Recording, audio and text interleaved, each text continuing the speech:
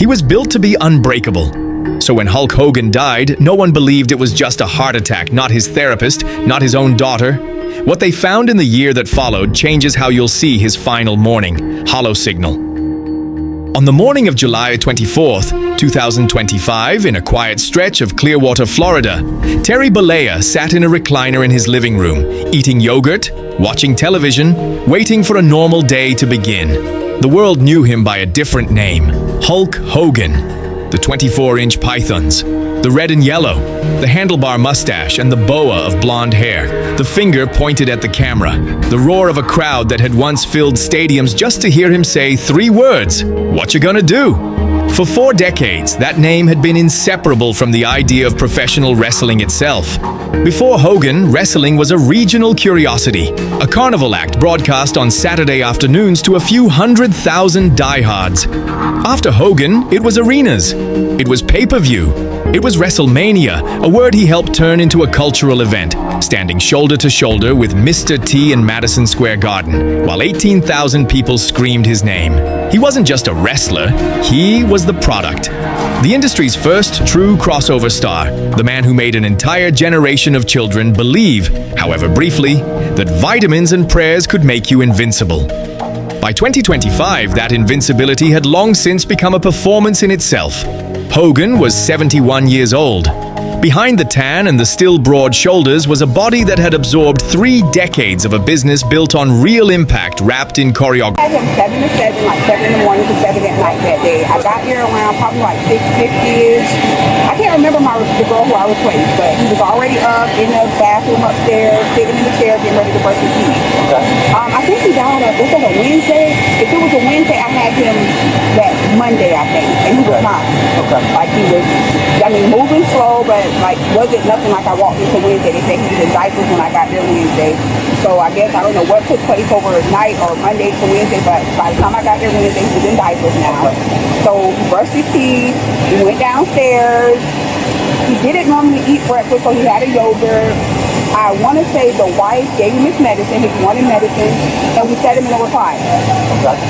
Probably, I want to say 9:45, occupation got there, occupational therapy got there. They had to order new toilets because I guess his strength wasn't what it normally was. Okay. So with us having to order new toilets, I showed occupational therapy, came in, he was breathing.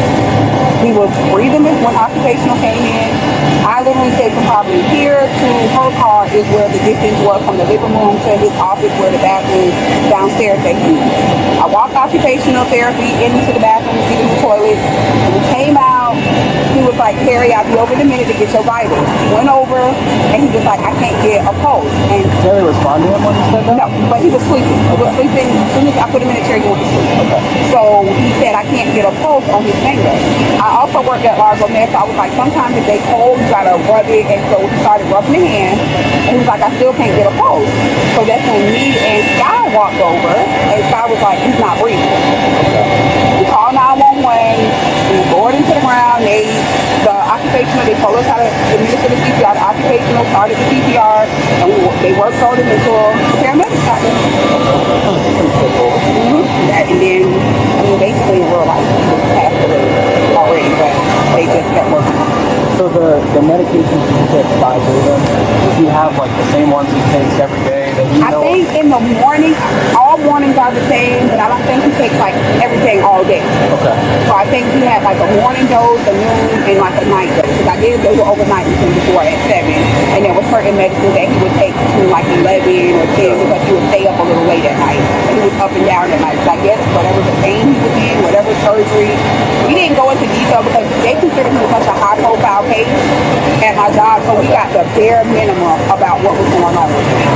He had like a nurse coming in every day that they knew the depth. Our job basically was feed him, help him bathe, like the normal ADL stuff. And when you say activities of daily living, is that Yeah. ADL? Yeah.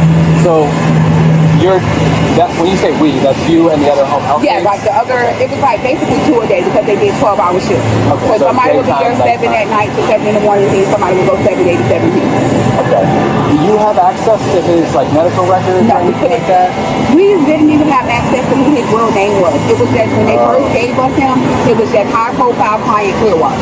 I didn't know who it was until I pulled up, went to work, and he was the first day I had him, he was in the chair. Okay. And anybody that knows him knows that hair with the ball. So I'm like, is that Hulk Hogan? And the lady was like, yeah, they didn't touch, no, they kept it like very discreet on, because I guess the celebrity factor was very discreet on who we were working for and everything else. So with really I don't even know why he ended up sick. They never told us what happened. It was just, he had just got out of the hospital and needed home health care. Okay. So after this happened, did you write anything? Like, do you have to write a report as to what you saw? No, I called my job. I said, well, they're taking him to the hospital. Okay. And she was like, okay, you have to stay until they physically pull off, because technically you're still working. Sure. I gave Scott a ride to the hospital, and I called my job. I was like, she asked for a ride. I gave her a ride to the hospital, and they asked me what happened. I don't know if my job reported when I told them, or me in occupational therapy, but we never had to write anything or. Okay. That. And that's normal. I mean, have you ever had? I never had this happen. Okay. In all my 20 years, I never seen nobody die. Okay. Never. How you doing with it? I mean, it was crazy. Yeah. Because not just before it was, but I never had that happen to me. I even working in the hospital, I never saw a patient cold. That was all scary to me. Like, that was just a lot. And then to go outside, and the street was already filled with people, it was just too much. So that morning when you got there, was he talking or anything? Yes, he was fine. He was sitting there, and I was like, you gotta brush your teeth. And I would always tell him, you gotta try everything every day. You're not just gonna sit in the chair. He was like, okay, he brushed his teeth. He was like, I'm ready. We went down the elevator. Got him in, because he had a little big recliner down there. We went down the elevator, got him in the recliner, and that was. Okay, you said he could take yogurt? Yeah, that's all he basically ate morning time, just like yogurt. Okay. Was he complaining of any pain or anything like that? More than normal? Not that particular day, but some other days he would complain of his back. So I don't know what the injury had something to do with his back, but I'll just say he had back pain. Okay. But he barely was awake. He would always like sleep during the day. I guess the overnight shift would say he would be up and down a lot, which I can vouch because I did a couple overnights, and it was just like whenever he wasn't comfortable, he would want to get up, go downstairs, and downstairs and go back upstairs. Okay. So him sleeping in the day was like really normal. Okay. On the average 7 to 7, I think he probably would be up probably 2 or 3 hours. Oh, wow. Out of the whole 12-hour shift. And if he was up, he was so quiet, he would just sit there and watch TV. So how many times do you think you treated him? I probably had him like 5 or 6 times. Multiple back surgeries, a hip replacement, a knee replacement. Chronic pain that had, by his own admission in later years, followed him into every room he walked in. Do you remember what you were dispatched for? Medical emergency. Okay. So once you got there, what did you see? When we got there, obviously, we get more notes as the call came in. Sure. And then when we arrived, we found individual in cardiac arrest. Okay. Yeah. Do you remember where he was? It was in the living room. In the living room? Okay. On the floor in the living room. Okay. And what did you see? Next to a couch. There was 2 healthcare providers there. Mm-hmm. One, the male was attempting to do CPR. Okay. Were you the lead medic or the charge medic or whatever you guys call it? Lead medic was my partner. Okay. But we interchange Okay. whatever needs to be done, we make it happen. Okay. So this guy's doing CPR, one of these medical providers? Yeah. Okay, or attempting, as you said? Yeah. So then you guys, I assume, take over? Yes. Yeah. Okay. And then what happens from there? We took over. We went through what we do normally. We follow ACLS protocols and county protocols that we do have. I think we were there for a long time. Try to restart, do everything we can. Yeah. And then we took him to the hospital. Okay. At some point, did you look at his body at all? Yeah, we did.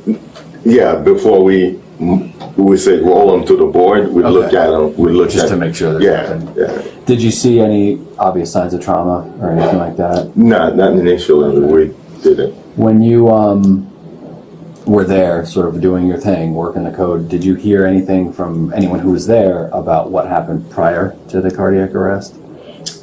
Yes, I did ask. If any. Yeah, I did ask. According to, I believe, when I asked what happened, well, he received some treatment, I guess physical therapy, something. Okay. And then he went to his bedroom somehow Okay. after the treatment. He did, or Yeah, someone else? he or did. one of the- okay. The patient. He went to the room, and then a short time later, came from the room, sat on his couch Okay. and watching TV or something. Okay. And then the not respiratory, but the physical therapist and the nurse that was there continued doing their whatever they were doing. Okay. And then he told me after a little bit of time, go check him to check a blood pressure, and there was none. Okay. And that's when they, this guy was covered in it on the couch. Rolled up, the rescue was in front of us, jumped out, grabbed some equipment. We saw the female CNA, whatever she was, standing on the porch right between the doorway. Okay. Walked in, saw the other gentleman, another nurse or rehab guy, whatever he was on the floor next to the recliner doing chest compressions. Okay. And then from that point, we just worked a standard ALS cardiac arrest. We followed our protocols. Started off with just CPR, BLS airway with just BBM and some oxygen. Put him on the monitor right away. He was in asystole. I upgraded his airway. I placed a king tube with an OG tube and made our CPR continuous. At that point, it wasn't BLS CPR anymore. And then just followed our protocol. We gave the max amount of EPIs we're allowed to give, which is 3. We gave Narcan just to give Narcan. It's pretty standard practice on cardiac arrest patients. It's one of the H's and T's we kind of roll out, and it's a pretty benign drug when given. So we gave Narcan just to give it. Checked his blood sugar, which came back good. Learned that he'd recently had some kidney issues, so we treated him. We also gave some bicarb and calcium, but it was pretty much just a standard, regular asystole type style cardiac arrest. Do you remember what you were dispatched for originally? I remember the notes. It did come in as a cardiac arrest, but Okay. I didn't say anything about like the sex. Like I didn't say male or Okay. female. Okay. And I think it said, I don't think it had an exact age. It might have been like an approximate. Okay. But When you got there, where were people positioned? the one female nurse was standing in the doorway. Like when you walk up the stairs, she was just right there on the phone. You're talking about the front stairs, The like front they go to stairs. the front door? Correct. Okay. Yeah. His wife was kind of between there and where he was on the phone talking to somebody. Okay. And then the male nurse was on the ground doing chest compressions. Okay. And where was Mr. Balea? He was, if you're looking at his recliner, he was to the left. Okay. The pyramid too, and beneath the surface, quieter conditions the public knew far less about. Atrial fibrillation, an irregular heartbeat that had shadowed him for years, and a diagnosis of chronic lymphocytic leukemia, a slow-moving cancer of the blood and bone marrow. None of it showed on the outside. That was, in a way, the entire architecture of who Hulk Hogan had always been. A man built to look untouchable, standing in front of a body that had been touched by almost everything a life in that business could throw at it. To understand why that mattered so much, it helps to understand what Hogan actually was to professional wrestling, and to the broader landscape of American entertainment. He debuted in the late 1970s under a series of names before Hulk Hogan finally stuck. And by 1984, when he defeated the Iron Sheik for the World Wrestling Federation Championship in Madison Square Garden, he had become something the business had never quite produced before. A mainstream celebrity who happened to wrestle rather than a wrestler who happened to be famous. Hulkamania, as it came to be called, wasn't just a nickname for his fan base. It was a full cultural moment. Cartoons, action figures, a Saturday morning show, magazine covers that had nothing to do with sports at all.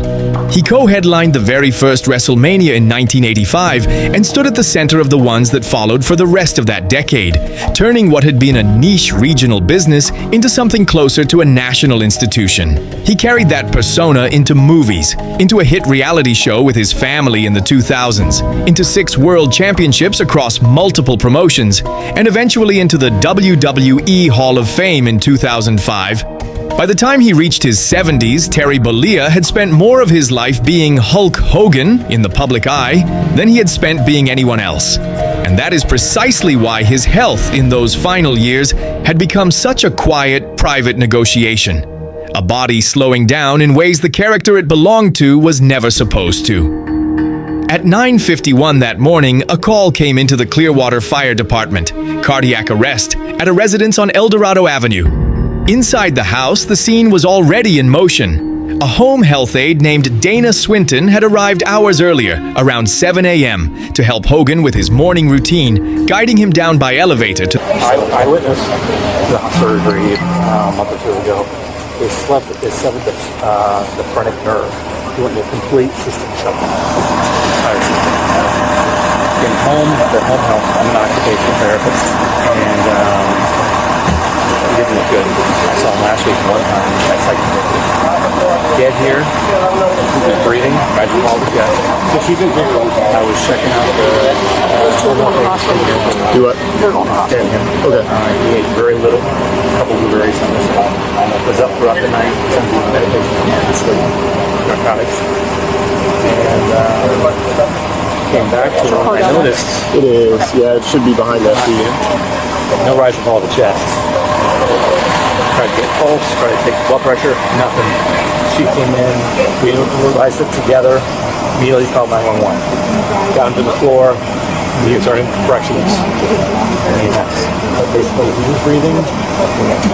In any case, when I saw it, I didn't, because he's such a big guy. Yeah. So getting a pulse, getting all that stuff is sometimes difficult. And then when we realized it, obviously we didn't call and get assistance. To be honest, I'm surprised he lasted this long. You said you were only here like 10 minutes, right? Before he... I got here about, I can tell you, talking to you, I was here at 9:30. I walked in the door. And how long have you been helping take care of him? Only my second visit. Okay. I just did the initial now last week. Honestly, I was surprised he made it for the week. And are you trying to help him adjust to being in like the wheelchair mainly and stuff like that? Or? Yeah, occupational, bad definition. PT does the legs, OT we do the upper body. Okay. Function. So just helping him function as best he can. Right. I was trying to get him back because he was having trouble breathing. Was he able to walk and stuff? Barely. It was a pivot transfer. But he's been using like urinal and stuff. What's the big issue right now? Everything. Like we were. Like why was he not able to walk? He had that. They severed the phrenic nerve in surgery. Was that recently? Okay. So he had a back surgery, or what was it? It was. Honestly, he's had so many surgeries. Okay. The phrenic nerve is the nerve that involves respiratory. Okay. And if you slice that, which is hard to do, the doctor. Okay. But so That's off the record. the recliner where he now sat. An occupational therapist, Justin McCamey, had arrived only about 10 minutes before the emergency began.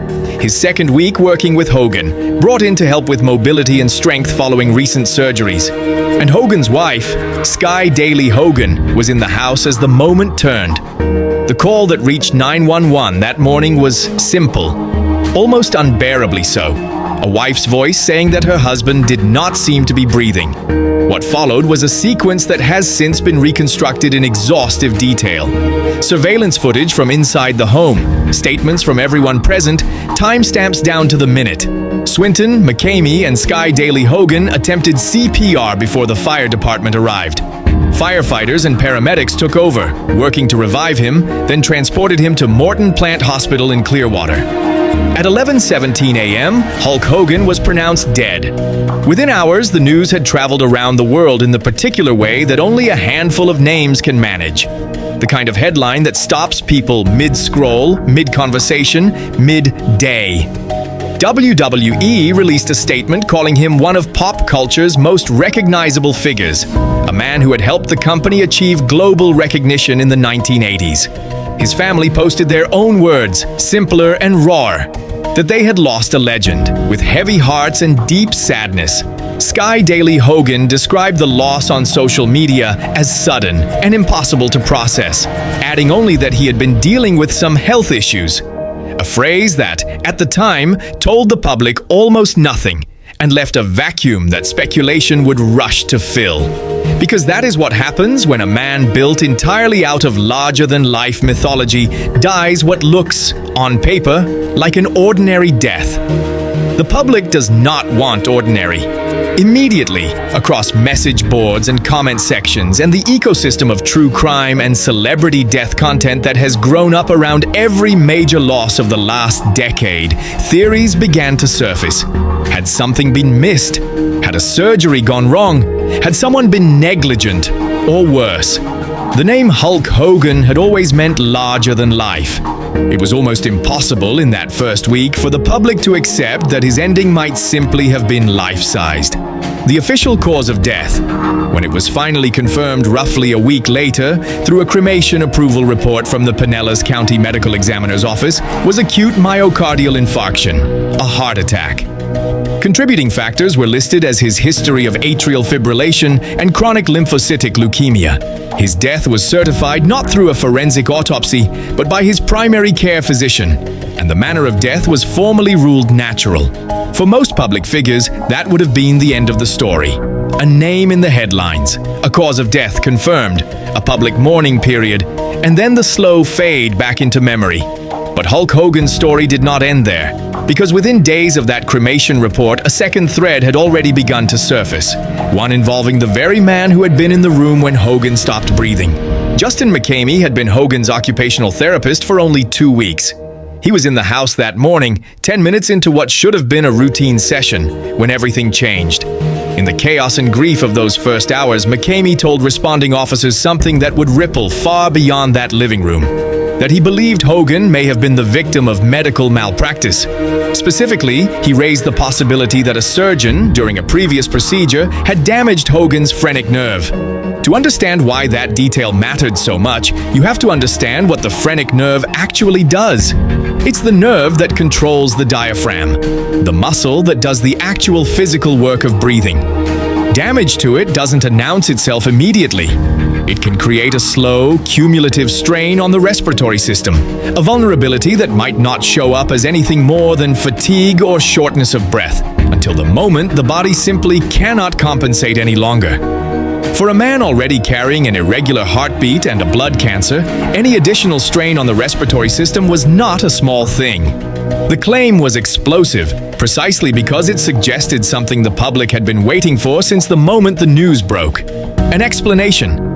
Not simply a heart giving out after 7 decades of a punishing career, but a specific identifiable failure, something that could be pointed to, someone who could be held responsible. It did not stay contained to a single officer's notes. In October of 2025, months after Hogan's death, his family filed a legal petition seeking an extension to the statute of limitations.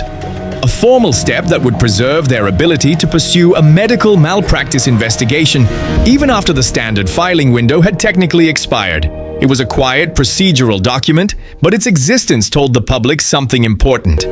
Whatever doubts had surfaced in that first chaotic hour inside the house on El Dorado Avenue, the family did not consider them settled. And then, roughly a month after her father's death, Hogan's daughter, Brooke, stepped forward with a statement of her own. One that added an entirely different layer of tension to the story. Brooke had been estranged from her father in the years before his death. In her own words, posted publicly, she described receiving calls from multiple professionals. People she said had been present or connected to the circumstances around her father's death, including law enforcement and medical staff, who told her that police bodycam footage and the original 911 recordings potentially contained information that could change the narrative surrounding how her father died. She described these individuals as feeling so strongly about what they had witnessed that they were willing to risk their own careers to make sure the full picture came out. And then she said something that, more than almost anything else in the entire case, captured the particular cruelty of grief inside a famous, complicated family. That despite being his daughter, she had no control over the investigation, no say in what was released or pursued. That authority, she said, rested entirely with Hogan's wife. It is worth sitting with that for a moment.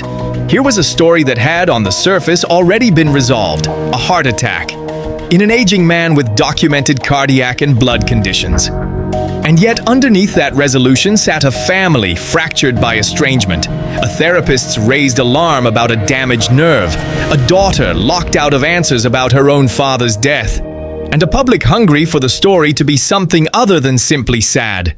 This is the terrain where so many true crime stories live. Not necessarily in proof of wrongdoing, but in the gap between an official, natural explanation and the human need to understand exactly how someone we watched for decades actually came to their final morning. Hulk Hogan's death sat inside that gap for the better part of a year. It's worth pausing on why that gap felt so wide in Hogan's case specifically. This was not a private citizen whose death would be quietly processed by a small-town police department and forgotten within a news cycle. This was a man who had spent nearly 50 years constructing an image of physical supremacy for a global audience, who had told children for generations to eat their vitamins and say their prayers, as though discipline and belief were a kind of armor. When a figure like that dies, the public doesn't just mourn a person, it mourns the version of invincibility that person represented. And when even a shadow of doubt is introduced into how that death occurred, a therapist's raised concern, a daughter's public uncertainty, a family's legal filing to preserve their options, that shadow spreads much further than it would for almost anyone else. There was also the matter of Hogan's public history with controversy, which made the public more, not less, inclined to suspect something unresolved. This was a man who had spent the final chapter of his career and life inside genuine legal and personal turmoil. A bruising, headline-dominating lawsuit against a media company earlier in the 2000s. A leaked recording that cost him relationships and reputation. A slow and complicated rebuilding of his public image in the years that followed. People who had watched Hogan's life play out in public for decades had learned, whether fairly or not, to expect complication under the surface of his story. So when his death arrived, wrapped in even a hint of medical uncertainty, many were primed to assume there was more beneath it. Clearwater police did not close their file quickly. Whether because of the seriousness of the malpractice allegation, the family's legal petition, or simply the scale of public attention on the case, the department opened a full investigation, one that would eventually produce a 72-page report, built from medical records, witness statements, home surveillance footage, and a direct visual inspection of Hogan's body. Investigators went back through the timeline of that final morning in granular detail. The footage showed Dana Swinton arriving around 7 a.m., helping Hogan into the elevator and down to his recliner. It showed him eating yogurt, taking his medications. Though notably, the report would later indicate he was not taking the full prescribed doses of his painkillers at the time of his death. It showed him watching television, the ordinary rhythm of a Thursday morning in a life that had, by every account, been extraordinarily difficult in its final years. Leukemia, atrial fibrillation, recent heart and neck surgery, kidney function that was, according to family statements to investigators, beginning to fail, multiple hospitalizations in the years leading up to his death. Then, roughly 10 minutes after Justin McCamey arrived for his session, the footage showed the moment everything changed. Hogan no longer breathing, the beginning of CPR, the arrival of fire and rescue. Investigators specifically examined McCamey's malpractice claim. They looked into the phrenic nerve allegation, the prior surgery it was tied to, and whether there was any credible link between that claim and the cause of death, recorded by the medical examiner. And after months of work, the department reached a conclusion that would, once again, try to close a door. The public had spent a year prying back open. On a Friday in the summer of 2026, almost exactly a year after Hulk Hogan's death, the Clearwater Police Department released its final report and formally closed the case. The conclusion was unambiguous. Detective Daniel Bieber wrote that following an exhaustive review of witness statements, medical records, home surveillance footage, and a visual inspection of Hogan's body, there was no evidence to indicate his death was anything other than natural. The report went further, addressing the malpractice claim directly. There was no evidence to indicate any criminal wrongdoing connected to his death. The case, the department wrote, would be closed and considered solved, non-criminal. A separate private autopsy commissioned outside the police investigation reached the same conclusion from a different angle, finding that Hogan died exclusively from what was described as compelling natural disease, with no reasonable traumatic or toxicological contribution. In plain terms, no trauma, no drugs, no external cause.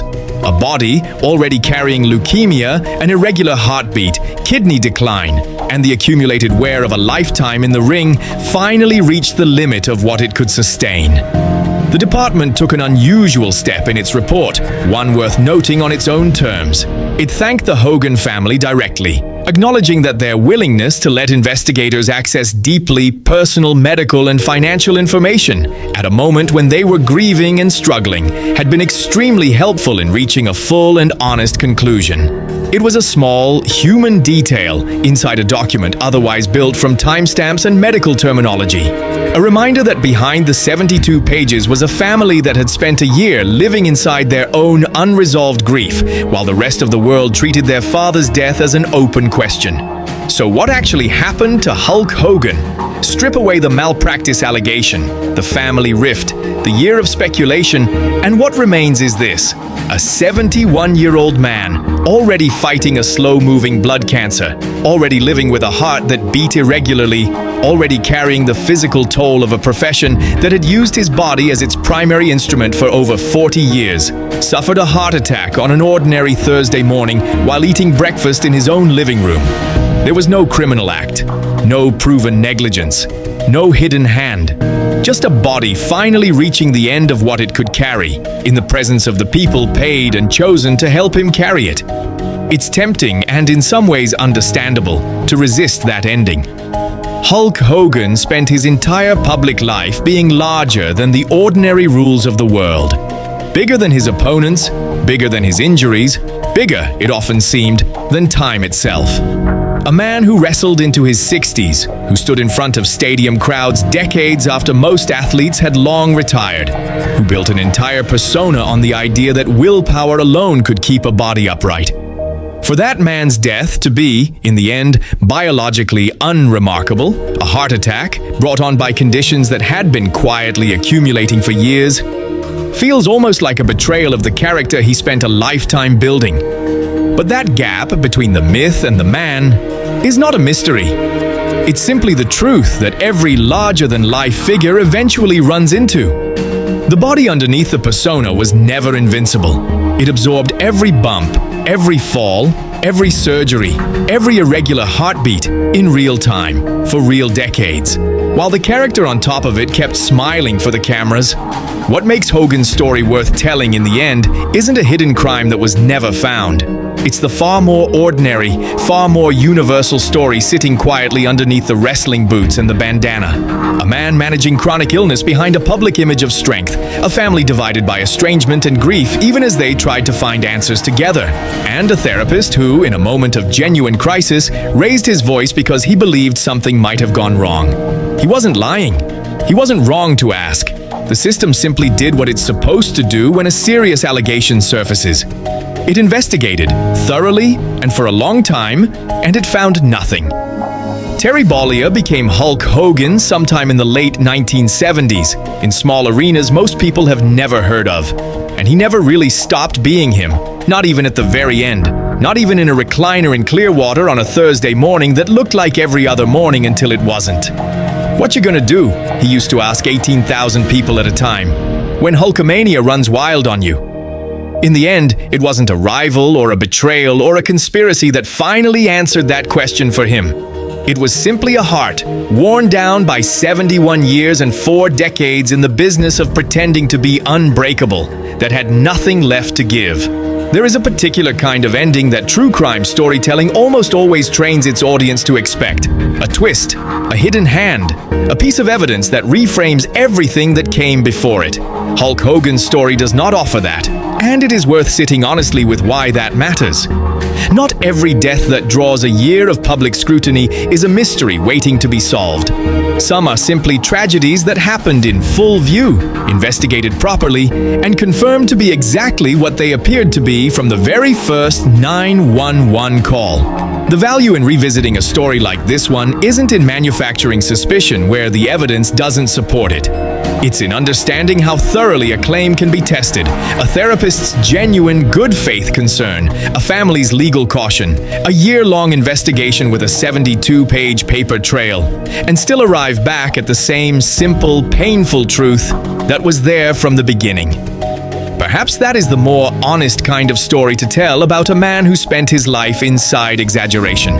Hulk Hogan built a career on making the impossible look effortless, on convincing arenas full of people that a body could be pushed past every limit and simply refuse to break. But the story of how he died is not a wrestling angle. There was no swerve, no late reveal, no hidden opponent waiting in the wings. There was a 71-year-old man with a failing heart and a body that had given everything it had to give, surrounded in his final moments by people who tried, honestly and immediately, to save him. And when the investigation was finally finished, that was still simply the truth.